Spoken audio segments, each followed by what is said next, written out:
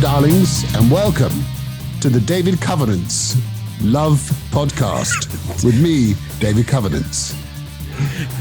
As you know, it's Hello? David. Is someone there? David, I think you have come on to the wrong podcast. This is the classic rock. Yeah, this is the classic rock podcast for those about to pod. We salute you. Oh, how embarrassing. Okay, well, I shall drop off, darling. Goodbye. Thanks, David. Thank you. Oh, that was a bit strange. Anyway, hey everybody. Welcome to episode 26 of the Classic Rock Podcast. For those about to pod, we salute you. Matt and I are recording tonight's show on Sunday, the 13th of February. So tomorrow is Valentine's Day. So Matt and I are going to select, don't worry, we're going to select some tunes for you all tomorrow night whilst you're having your dinner or serenading your loved one. And don't worry, I've taken off I Used to Love Her and Every Day I Love You Less and Less from the set list. So we're all okay. Anyway, so my year in rock is 2001, which is going to be an interesting one for everybody. We've got hidden gems and we've got latest news. But here he is, the Jim Steinman to my meatloaf. Hey, Mr. Matt Rogers. Hey, Matt, how are you? Hello, Brian. Sorry I'm late. Did I miss anything? Did everything all right? Yeah, wait. David Covenants was from Whitesnake was on our show. By, did he? Yeah, he dropped by. He dropped into our show. I kicked him off, though. Oh, that's good. I wished him well. Wow. I wonder how he must have got cross lines. Well, he is the love guru, as we know. Yeah, maybe we'll get him. It's St. Valentine's Day tomorrow. It is indeed. So I suppose it was only appropriate to have David. Right. So Brian, nice to see you. Yeah, you too. So Brian, what's happening in Brian's world? What is happening in the news? What's happening in news? So in rock-related news, we have a new mini-series which has come out on the Disney Channel, which is chronicling the fast and whirlwind romance of Pamela Anderson and Tommy Lee. Obviously, their infamous sex tape that came out. And I have to say, Lily James and Sebastian Stan, who play the main characters of Tommy and Pam, are brilliant. Lily James looks like Pamela, and Sebastian Stan, he's got all of the tattoos. He could be maybe a foot taller. If I had to be picky, I'd have him a little bit taller. But he sits behind the drum kit. He looks like he's drumming. And it's a black comedy. It is really, really funny. Seth Rogen he's kind of the main protagonist. He's the guy who stole the video out of the... Oh, right, yep. Yeah, he stole the video out of the house and then he made the copies. And at the time in the 90s, it was the kind of thing that kicked the internet off because obviously they sold the tape on the internet. Nobody really knew what the internet was. But if you want to laugh, it doesn't take itself too serious. A bit of a black comedy. It's... one for adults to watch. Yes. Viewers' discretion is used. Even though it's on the Disney, is it the Disney Channel? Disney Plus. Disney Plus. Yes. Okay. Yeah. I was going to say I don't think it's on next to kind of the Wizards of Waverly Place or Montana. Yes, or Mulan or Pocahontas. Exactly. So it's really good. It's quite funny. It's rock related, but it's really funny. I've watched all the episodes so far, and I'm enjoying it for what it is. So there you go. Yeah, romance and rock in the 1990s. Yeah, I do remember that era. Of course, I've led a very sheltered life, so I never saw the video. But I really? I imagine, and I'm not going to subscribe to Disney Plus just to watch that. But well, thanks for that little summary. Yeah. That sounds good. It is Valentine's Day tomorrow. Yes, correct. What have you got, Kate, for Valentine's Day? What have I got my wife? Yes. As opposed to some random Kate. I have got two things, actually. Funny you should ask. Thanks for asking. Colouring book. Completely correct. Colouring book. Colouring book is number one. Judas Priest colouring book. I know she wanted that. Screaming for vengeance. She a big fan of Judas Priest. At least she will be after this colouring book arrives. And some Tony Iommi perfume, of course. Fabulous. By the great man himself, Tony Iommi. I hope you like it. It's my new perfume. So she's going to be, really spoiled tomorrow on Valentine's Day. New colouring book and some new fragrance. Yeah. Do you know what? I don't even know whether it's sort of male or female fragrance. I think it's a bit like Calvin Klein. It's sort of androgynous, unisex. But I'm looking forward to it. I hope she likes it. Well, and if she doesn't like it, then she can just give it to you as a present instead. Well, exactly. Yeah, exactly. Which is probably your plan all along. Well, exactly. That's the beauty of unisex fragrances, of course. You can get them back as a re-gift. In other news, I haven't told you this, actually. So do you remember about, 3 or 4 episodes ago, we were talking about Paul McCartney versus Lemmy. Do you remember that debate? I'm trying to forget it. I dropped a bomb on that, didn't I? No. You're entitled to your opinion. And, a friend of mine contacted me, Richard, and he said, I was listening to your podcast in the bath. I thought, that's too much information. And I was quite interested in the part about Paul McCartney's guitar being auctioned. And the reason being that he was at a station in Kent, England, a railway station. Yeah, that is. He's waiting in the queue to get a coffee. Those little booths in railway station platforms. And who should stand behind him but the great Paul McCartney? Oh man! And just queuing up for a coffee, just like you and me. And my friends struck up via the proprietor of the coffee stall. That's a real word, proprietor. He introduced my friend to Paul McCartney. Richard, meet Paul. Paul, meet Richard. And my friend, cool as a cucumber, started talking about football and found out that Paul McCartney was from a family of Evertonians, Everton Football Club. And I thought that's quite amazing. He said it was quite surreal to meet a Beatle just, randomly. So if anyone's listening, I thought it was great. And if anyone's listening to this podcast, any of the 12 listeners that listen, if you've met someone from music royalty, rock royalty, in a strange, surreal situation, please let us know via @FTAT Pod or on Facebook, of course. Excellent. I thought you'd appreciate that because you're you're obviously more of a Lemmy fan than a Paul McCartney fan, but absolutely yes. Even so, bumping into Paul McCartney, I think my legs would go to jelly. I think basically, let alone talk about football. Yeah. Apparently he's a very chilled guy, very down to earth, very normal, which is lovely, of course. So that was that. In other news, Brian, there's been another rock feud. No sooner had David Lee Roth and Paul Stanley called a truce as Eddie Vedder and Nikki Sixx from Motley Crue have fallen out. So Eddie Vedder's got a new album out called Earthling, by the way. It's very good.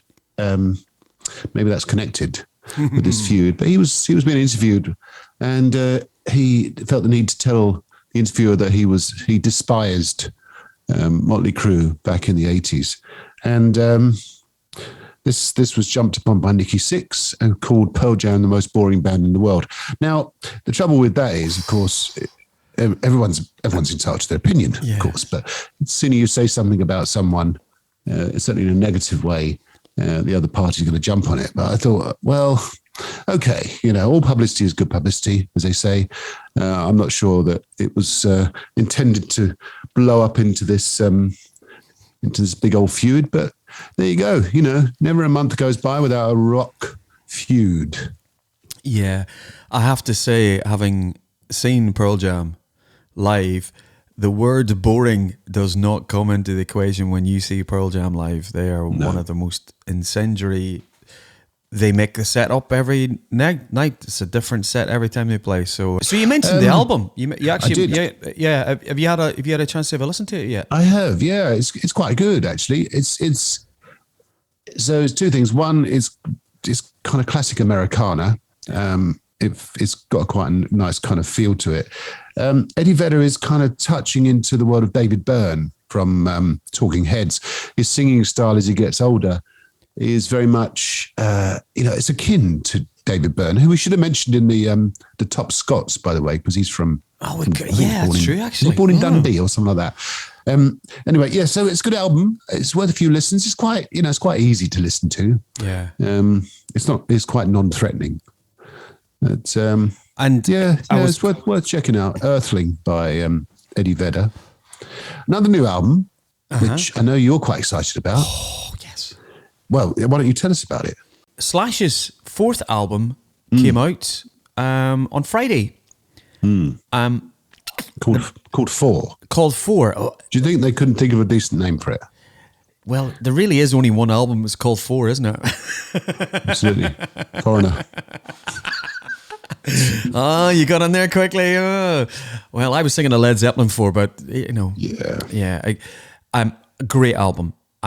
They from what I've read of the how the album was made, they all got in a tour bus, all headed across to Nashville, recorded the album pretty much live. Unfortunately, Miles Kennedy, being the little sensitive soul that he is with his little allergy problems, he was the first one to come down with COVID, and then it just went right through the rest of the group.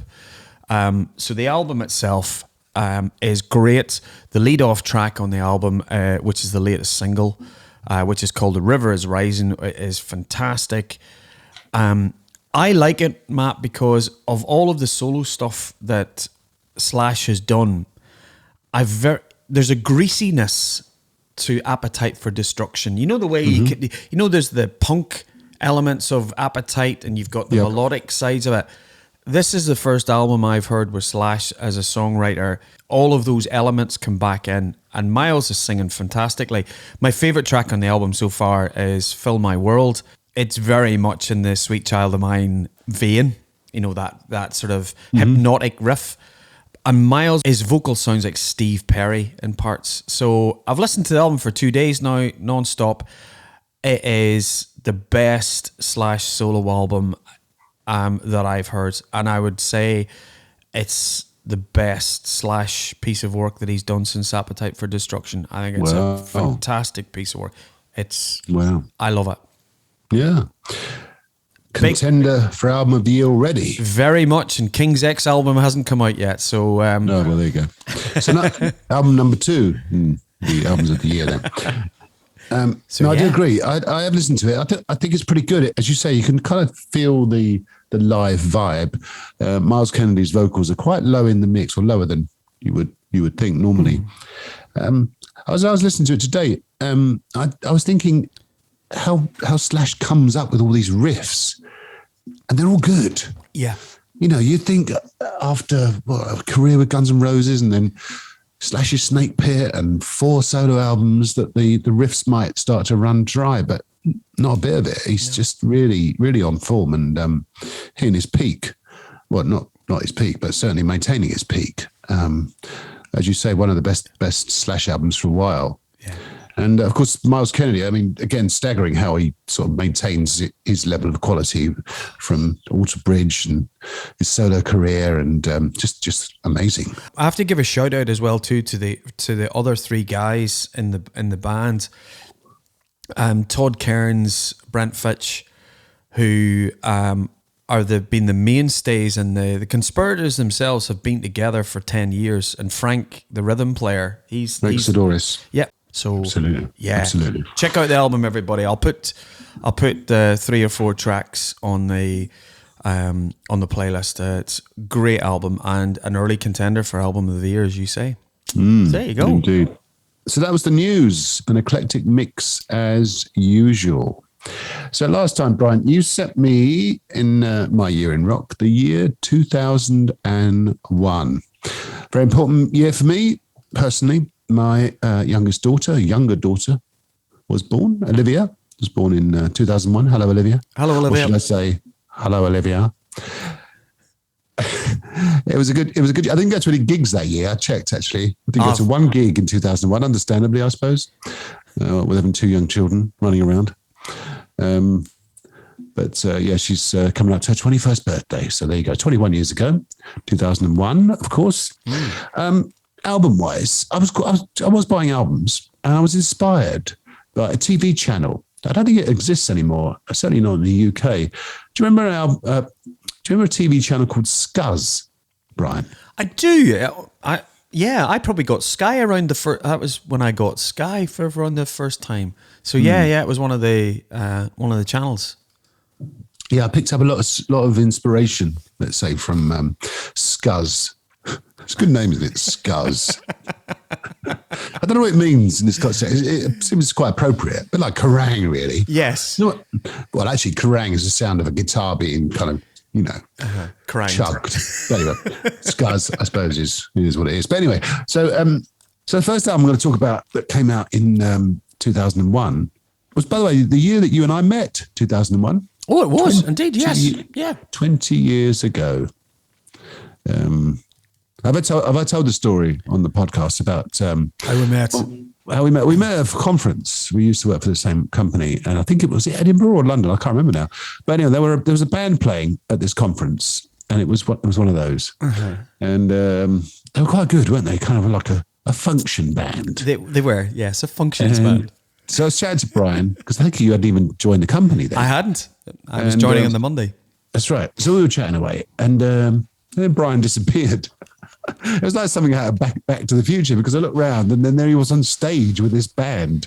So they'd taken a little break, and Brian had obviously sweet talked them in the interval to let him get on stage with them. And you did Mustang Sally, from what I remember. Yeah, I did. Quite a decent version of it, from what I recall. And probably one other song. I can't remember what it was now. Addicted to Love by Robert Palmer. No, you got a very good memory. Yeah, I was panicking. I didn't ask to go up and sing. I was coerced into singing.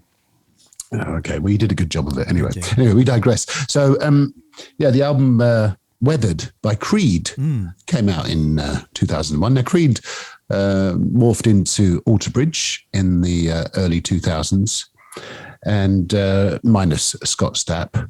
And they were at their commercial peak then. They were huge in America, Creed. And this album was probably their commercial high point. Some great songs on it. The title track itself, My Sacrifice, One Last Breath is on there. Really, a quality album from a quality band. Yeah, as you say, the album debuted at number one. Is that right? Yeah. Debuted at number one. It was actually the band's second consecutive album to top the chart. So, obviously Human Clay. And so they were right. And as you say, there were 6 singles that came off that album. So it was their Nirvana. Is that what is it? Is that the right word? I don't think so. Okay. Panacea? No, still wrong. That's right. There's Zenith. Zenith, that's it. That's the word you're looking for. Yeah, it's that football team that plays in St. Petersburg, Zenith. That's right. Zenith St. Petersburg, that's right. Yeah. They were big Creed fans, apparently, the whole team. Used to play it on the bus. Absolutely. That's where you got it from, you see. Exactly. Zenith St. Petersburg's favourite album is Weathered by Creed. Moving on, I think we should move on, really. Toxicity by System of a Down. Not Symptom of a Down, Brian, by the way. System of a Down came out in 2001. Now, we talked about their first album on the last podcast, actually. We did. This was, I think, probably marginally better, certainly commercially more successful for them. It featured the excellent Aerials, which has got a very weird video. If you get a chance to see that, very odd, very kind of arty, and quite disturbing. The title track, of course, Toxicity, and of course Chop Suey, which is again a very weird video. It is they were quite scary. Yeah. Oh, absolutely. Terrifying. Yeah. But very, very quirky at the same time. But did some good videos, good songs. Puddle of Mud, by contrast, who essentially, I think, were discovered by Fred Durst from Limp Bizkit, from memory. Okay. There's some link with Fred Durst. Anyway, Puddle of Mud brought out Come Clean, which got a very nice album cover. Check out the album cover. A little boy relieving himself up against the fence, I seem to recall. But there's some great songs on there. Control is one of my favourites. The song Blurry was quite a commercial hit. It was, wasn't it? My favourite song on the album. Check out a song called Drift and Die. absolute classic. Okay, a song I don't know. I remember the big singles, but that track passed me by, so I'll stick it on the playlist. And a song called "She Hates Me," which if you can find the radio edit, because the album edit is not for the faint-hearted, let's say. Yeah.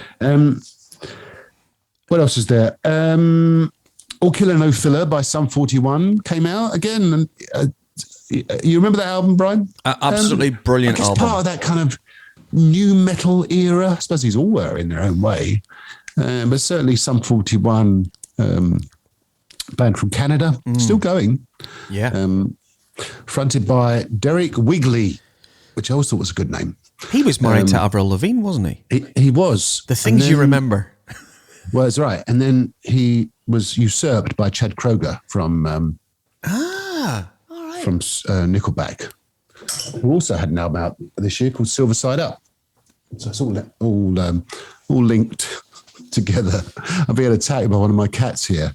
That's the first, isn't it? So where were we? All Killer No Filler, featuring Into Deep and Fat Lip. Again, check out those videos from the old Scuzz days. And I think that was it. I mean, we could go on and on about 2001, but it's a good year all round, I thought. So any memories of 2001 for you, Brian? You must have been to a few gigs. You probably went to see Gary Moore, didn't you? I did. Went to see Gary Moore in Newcastle City Hall. Always a great pleasure to see Gary. I had fantastic balcony seats in Newcastle City Hall. This was the time when Gary was flirting with drum and bass and the blue. You know, he was... but the show that he put on was he'd gone back to blues, so he was in great form. The most interesting gig that I saw in 2001 was in that great rock mecca of Easington Colliery.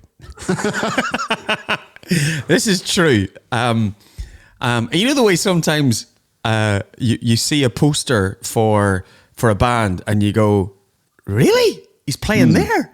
Yeah. So Graham Bonnet and Don Airey played the Rock Garden in Easington Colliery. Wow. And it was mighty fall. It was a pub. It genuinely was a pub club thing. And I got tickets. Luckily enough, got tickets. One of my friends came with me, and it was Don Airey, Graham Bonnet, and then some studio musicians, and they played like a rainbow set. And I just can remember sort of screaming my voice off. Graham Bonnet, as you know, in his prime, Graham was probably one of the greatest vocalists. Time wasn't kind to him from a vocal perspective. I actually think he's sounding great these days. I don't know what's happened. Absolutely. We've seen him a few times, but I think he just had an off night that night. And it was one of those nights, Matt, where the audience was doing a lot of the singing. So when you're doing Since You've Been Gone was basically sung by the audience, but it was a surreal moment to be in the Rock Garden watching two of my iconic musicians effectively play in a pub. It was brilliant. So that was kind of the gig of 2001. Do you say, albums wise, 2001 was very, very eclectic bands for me. A couple of shout outs for me in 2001. A band called Jimmy Eats World, or Jimmy Eat World. They had an album which came out in 2001. It was the fourth album called Bleed American. Great album. It's kind of that alternate, as you say, it's that Sum 41. It was in that whole power pump emo alternative. It was alternative rock. It's a great album. Tracks like Bleed. There's 4 singles off the album. Bleed America is great. The Middle, Sweetness, 3 tracks, really, really good. American album. Aerosmith brought out an album that year in 2001. It was an album called Just Push Play. They had a real return of form. The big single off the album was Jaded. Joe Perry's gone on record over the years, not very happy. He would say that Just Push Play was his least favourite album, but I love it. It's got some great tracks on it. Most of the album was written with a singer-songwriter called Marty Fredriksson, who you and I will know. He was the singer in Stillwater. Oh, really? Yep. So all of the vocals for Stillwater and Almost Famous are recorded by Marty Fredriksson. So Marty has been writing with Aerosmith for all of those years, but it's a good album. I'll stick some tracks on it. And then alternatively, a great album. I have to shout out this album. Everybody will know this band. Again, an American alternative rock band called Semisonic.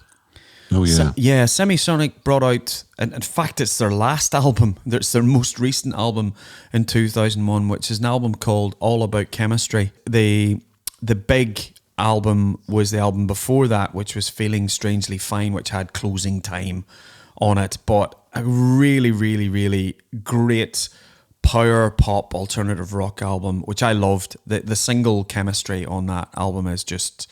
it's pop perfection for me. Really, really good album. So, as you say, on top of the albums that you put forward, Matt, a very, very eclectic mix in 2001 for that turn of the decade. You know, Absolutely. different styles that were coming through. So, yeah, great. One final thing on 2001, and you mentioned the film Almost Famous, and the film Rockstar came out in 2001, which starred Mark Wahlberg as the aspiring singer and Jennifer Aniston as his girlfriend. Now, if you recall, it was loosely based on the sort of Judas Priest story, wasn't it? With the singer moving on for whatever reasons, and then they pluck Mark Wahlberg from essentially a tribute band. Mm-hmm.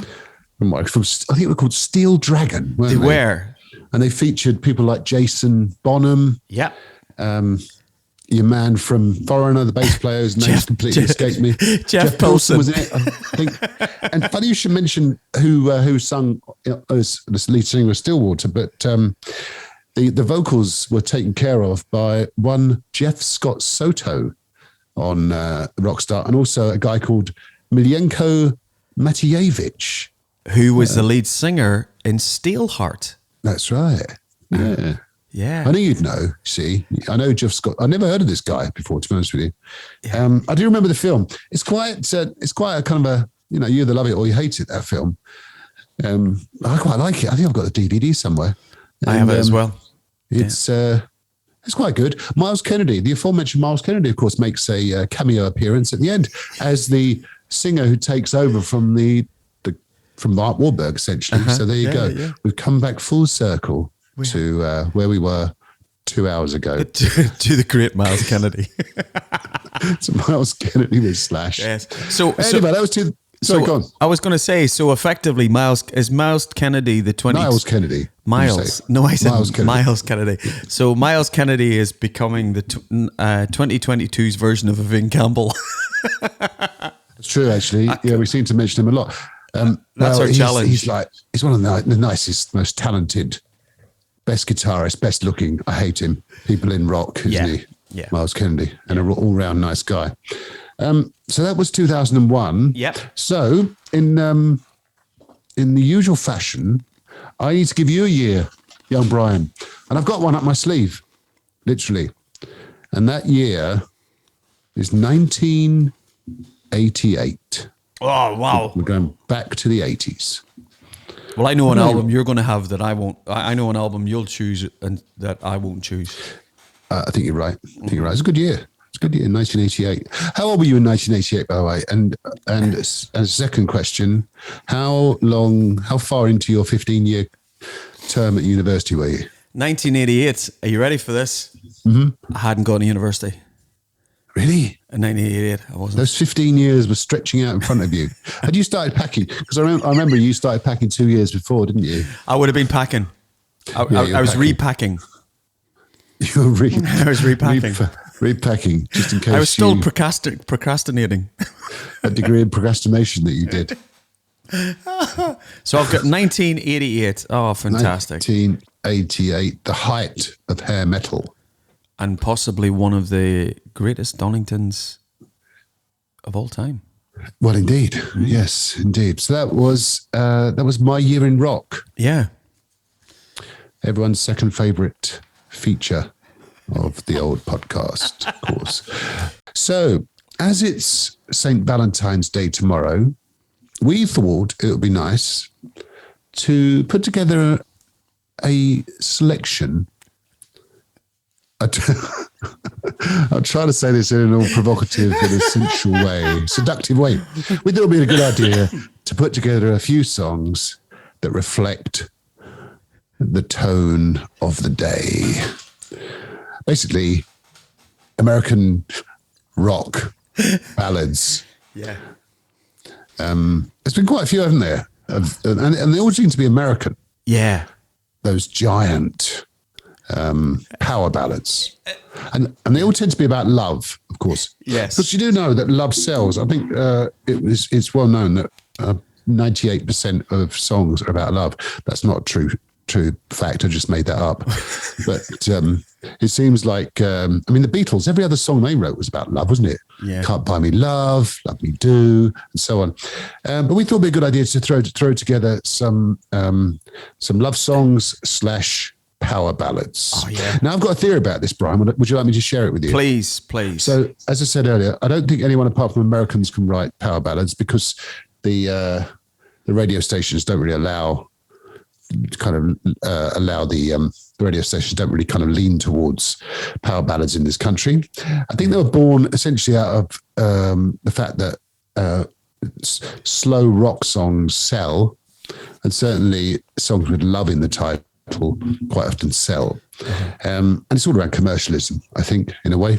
But it certainly works. There's been some massive power ballads over the years. Particularly in the 80s, it seemed to be the golden era of power ballads, of course. Probably at the beginning of the decade and essentially towards the end, really.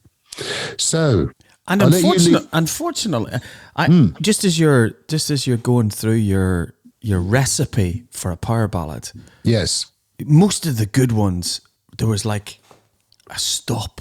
There was like you're playing the music and then there's a pause and then there's either some orchestra or a big drum boom and then you go on. Change. Yes. Quite often the key change, isn't it? Yeah, it's like the big soaring key change because and then everybody thinks that they can sing the unreachable chorus line or the key change and then it's just like it just everybody feels.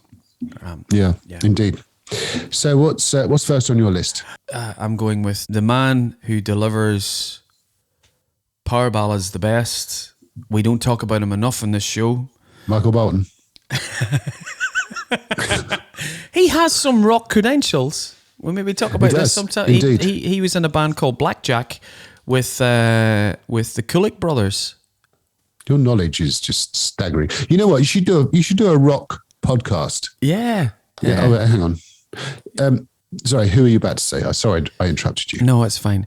To me, singer of power ballads is Mr. Lou Gramm.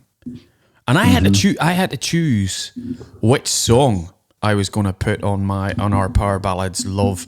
And for me, it's from the film Footloose. She's driving off in the car at the end and he's, they've had that moment of, are they still together? Have they just fallen out?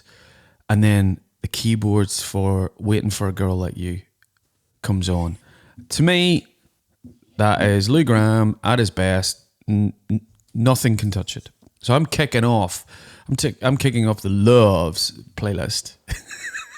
Yeah, with Waiting for a Girl Like You. It's a good choice. And I think Lou Gramm was born to sing power ballads, basically, because you can also put I Want to Know What Love Is next to that, of course.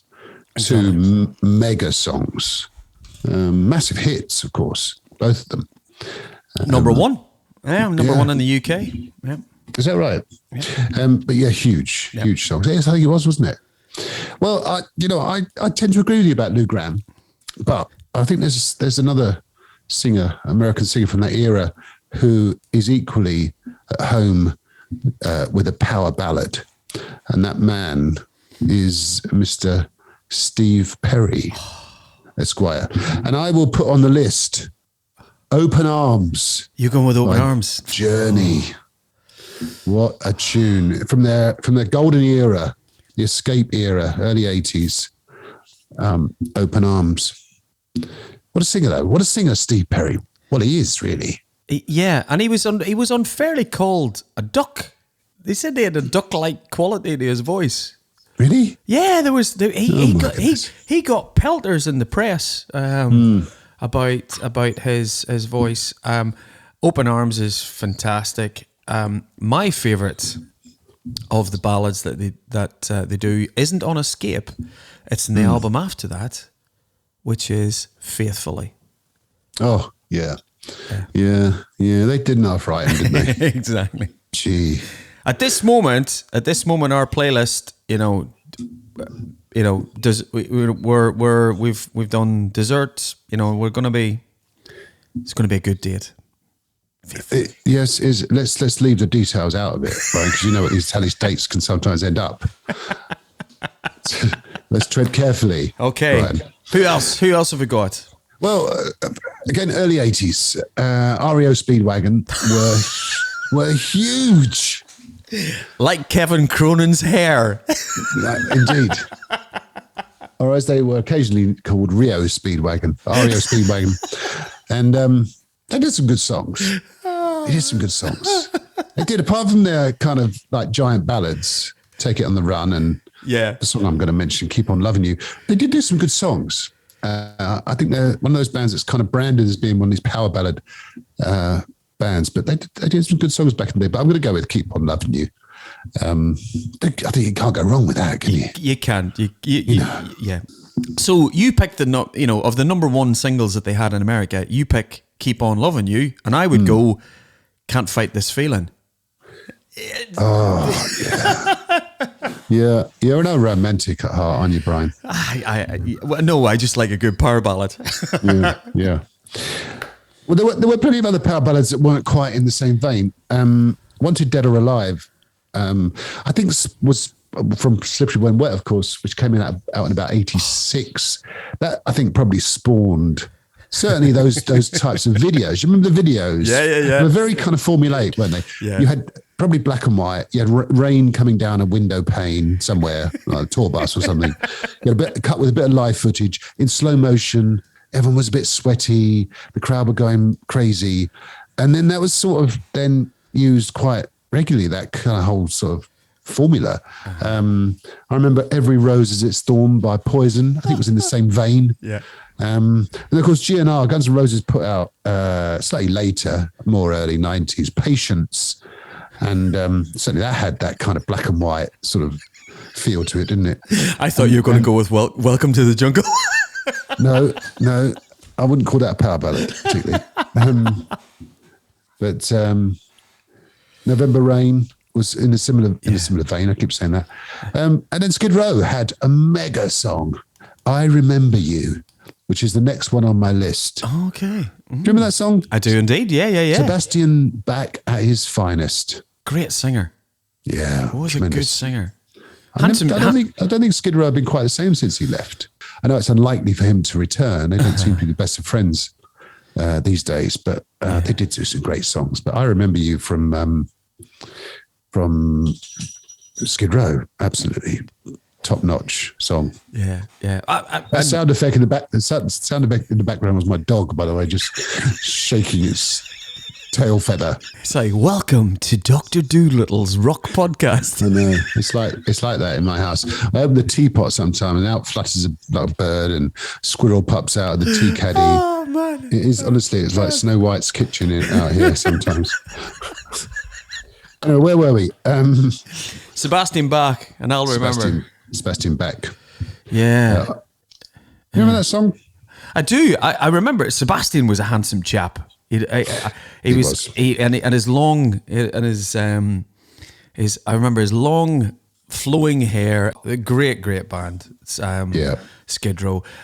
There is a little bit of a curse, though. However, with the power with the power ballad, curse of the power ballad, because if you can remember, one of the power ballads, we're probably moving into maybe the late 80s, early 90s. Obviously, you would have had More Than Words from Extreme. Yeah. So the classic black and white video candles, Nuno and Gary Sharon singing acoustically, all atmospheric, etc. That's how people will say Extreme, and then you listen to the rest of their album, and it's pop, funk, rock, Nuno and Bettercore shredding his ass off. So I do think commercially power ballads work for somebody. I'm a massive fan of Mr. Big. Mr. Big are probably one of the most technically brilliant rock bands out there. And everybody will think To Be With You, the big single, the last song in the album. So it comes at a price sometimes. No, it's true. It's very true, actually. For years, I didn't really pay much attention to Mr. Big because of that very reason. I thought To Be With You was a bit, lightweight. And I know, obviously, since then, done some huge rock kind of classics, really. But yeah, for the same reason, I was more I felt that they were, I don't really fancy them too much. They're a bit lightweight. Yeah. Something you couldn't say about Damn Yankees. And the next, see a little segue there. Fabulous. Seamless. So, Damn Yankees were what were they, Brian? What would you call Damn Yankees? They were supergroup. Exactly. Thank you. I just wanted you to say that. Super. And I'm going to put on the list High Enough. That's impossible to sing, that. Well, then don't try. I won't bother. I won't. If something's too difficult to sing, then don't bother, Brian. That's all I can say. Well, it's a great song, isn't it? And it's still done by Night Ranger in their set, which I think is quite nice. Nice kind of recognition of Jack Blade's past. But yeah, High Enough. I'm really basically doing the whole of the Rock of Ages soundtrack now, because there are some great ballads on there, of course. And we haven't, we should give a shout out. Props. You said props then, didn't you? I know. That was for the kids. That was for how are the kids doing, by the way? Kids are doing okay. Right? Kids are all right. I haven't heard from them much lately. No. They're doing all right. Yeah, it's half term. Right. It's half term. It's half term, of course. That's why I haven't heard from the kids. Yeah. So we let's stay with props. The kids. Yeah, props. We've got to give props for who? For DC. Who? DC. David Covenants. David Covenants. Is he back again? David Covenants. We have to give David. We have to give Whitesnake. Oh my goodness. Well, yeah, true. Well, he said that it was mainly American dominated, but of course, Whitesnake are up there with the best in terms of their power ballads, aren't they? I bet you there are people in America and there are people around the world who will will see the videos for all of the 1987 album, and they will just go, "It's an American band. They sound American. Here I Go Again." That version, they will probably say, it was written with Bernie Marsden, and they'll go, "Oh, is he an outside writer?" That's right. So that was, Is This Love has got to go on the list. Oh yeah, absolutely. Yeah, and by the same token, I would probably put Def Leppard in the same mold, because again, very much got that kind of commercial, certainly that kind of Hysteria era sound. But before then, bringing on the Heartbreak, of course, is I suppose an early power ballad for them. But Love Bites, of course, which apparently is Joe Elliott's mum and dad's favourite ever song, or at least his mum's favourite song. I think it's quite nice. It is a great song. We haven't talked about a song by an American singer called Richard Marx, and that song is Right Here Waiting. And the reason I want to just mention that song, not only is it a good song, but my wife and I were recently, this is quite a funny story, she won't mind me telling you. We were recently having lunch, and we were on a little break for a weekend. That was last weekend. Went to Gran Canaria, and we're in this bar having lunch, and they were playing music. and this song came on right here waiting. And my wife said, "Oh, this is good. Who's this? This is Richard Clayderman, isn't it?" I said, "No, it's not Richard Clayderman. It's Richard Marx." "Well, who was Richard Clayderman then?" So I told her, reminded her who Richard Clayderman was. I love Richard Marx. He does some good songs. I love Richard Marx. I mean, Hazard is probably my favourite Richard Marx song by some distance. I know it's not a love song per se; it's anything but a love song. But certainly, it's certainly a very nice piece of work, and probably would fit more in the kind of, but like The River by Bruce Springsteen, that sort of story song, with not a pleasant sort of ending, I suppose you could say. Yeah. But I just felt the need to mention Richard Marx. Yeah. Of course, if anyone who's listening has got any other power ballads, love songs, songs that they may have had when they walked down the aisle, maybe. Okay. What is this? What in Tesco's? Not the aisle in Tesco's. That's all I could do. I've never walked down the aisle in the church, or Aldi. People, if you Waitrose. Yes, other supermarkets are available. Walking down the aisle. When my wife and I got married, we had "I Love You More Than Rock and Roll" by Thunder playing. That's very nice. In the background. So anyway, if you've got any different ideas than those that we've rattled off in the last 10, 15 minutes, then please let us know at FTAT Pod or on Facebook, of course. Fabulous. So, Brian, that brings us to the part of the show that everyone loves. I was talking to this old man who stopped me in the street the other day. It wasn't an old lady this time; it was an old man, and he said, "I've got a bone to pick with you." I said, "Oh, yeah, why's that?" He said, "Well, firstly, stop doing impersonations." I said, "Okay, fair enough." And he said, "Stop taking the mickey out of Brian." I said, "Well, I wouldn't dream of it." And he said, "Because Brian is my favourite." And they always love you. They all love you, don't they, Brian? Walking down the aisle, actually, in Sainsbury. Funny enough, what were you listening to? I was listening to Richard Clayderman. Strangely enough, he was being piped on the in-house music system. So that brings us to the part of the podcast. You ready? Yeah, I'm ready. Really? You sure? I've got my stopwatch going. Remember, this is like Gary Moore's solo bit in Prison Walkways. How long are you going to do your intro? Not very long this week. Okay. Hidden gem time. Oh, I got the punk version. That was short and sharp, wasn't it? It's like the Ramones. That's right. Exactly. The Ramones. You're getting good. That was the Ramones version. Exactly. Short, sharp, to the point. Yeah. Hidden gem time. Right. What you got for us, Brian?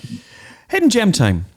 So I am going back to 1985. Okay. It was a good year. I was 16. Were you? I still hadn't started university. You were packing though, weren't you? No, I was thinking about packing. You were pre-packing. Pre-packing. Did you write a list of all the things you were going to take? Don't be silly. I don't even write a list for this show. Records, denim jacket with meatloaf patch on the back. Exactly. That's pretty much it. Yeah, it's pretty much it. And boombox and a Fender Stratocaster guitar. That was me. I was ready for uni. Boom. Oh yeah, of course. The Fender. Yeah. So my hidden gem is courtesy of the much missed and loved Tommy Vance. As we did in the 80s, Matt, you and I, Friday night was the rock show. And I used to record it. I used to record it on, the really, really slow tapes where you could record it and it would, a C90 tape would last for like 15 hours or something. So I recorded, and I would listen back to the Friday Rock Show. And this band, I'd be interested if you've heard of this band. The band is called Saga. Do you remember Saga? I remember Saga. Is that the same? Sorry. Saga.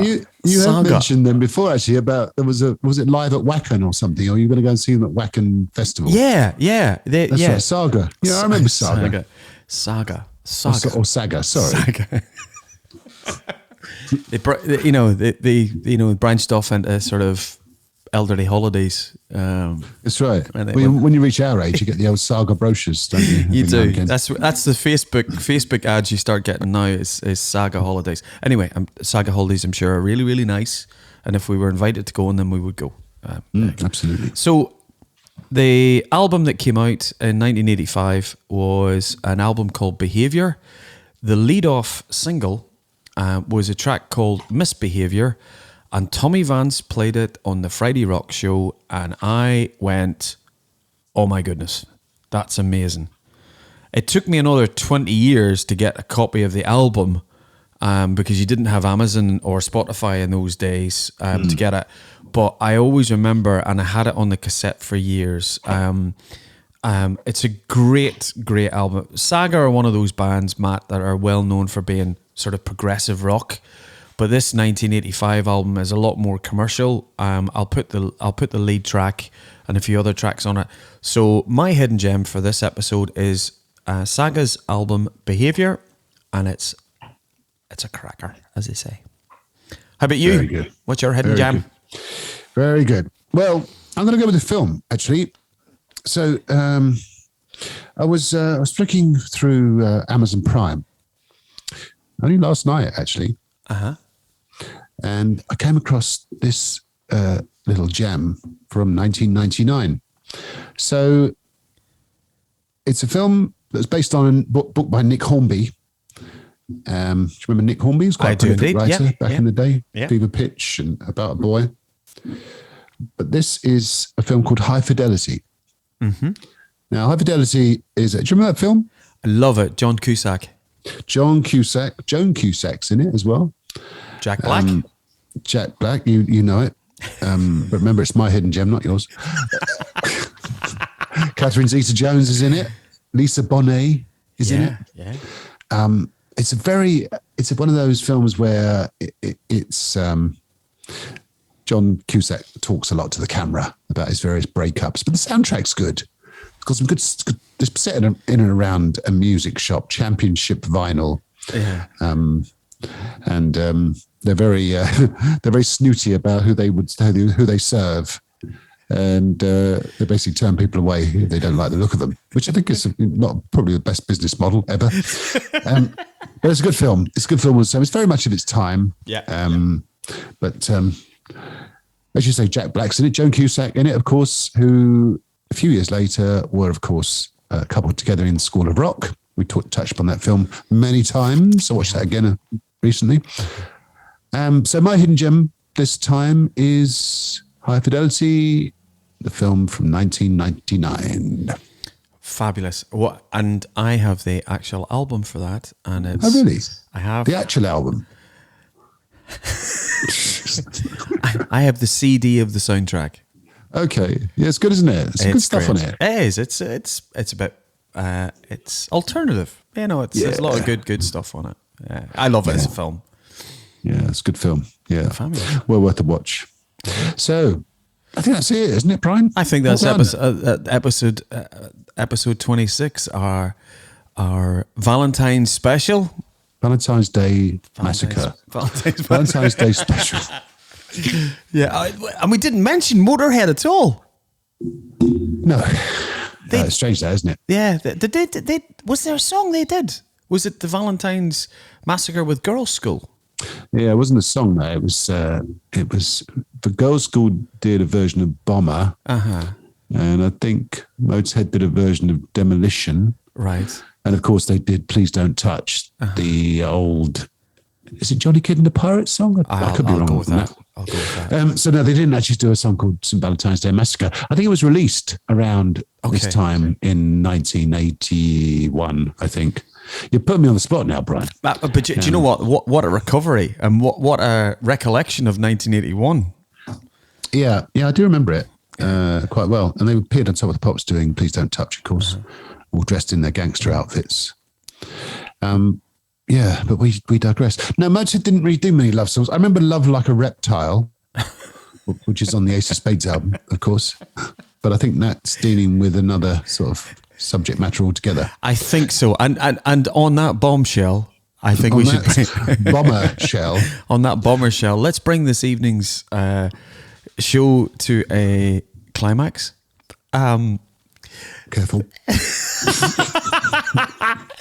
So, as usual, thank you everybody for listening to the show. Please subscribe. You will find us on all social media. We're on Facebook. We're on Twitter. Our hashtag is, what is it, Matt? It's not a hashtag. It's our Twitter name is @FTATpod. 26 episodes in, you still haven't got it, have you? Oh my God. Anyway, you'll find us there on Twitterland. Our good pal Kelvin moderates all of our materials. You're gonna have to deal with this bit yourself. No. I'm keeping this in. It's keeping it in. We're keeping it in. Honestly. Sound effects, dog toys in the background. Dog toys. Thanks for everyone for listeing. Have a lovely St. Valentine's Day with your loved one. Take care. Yeah, Be safe. see everybody. Cheers. Bye. Bye. See you next time. For those about to pod, We Salute You is a Maley Rogers media production.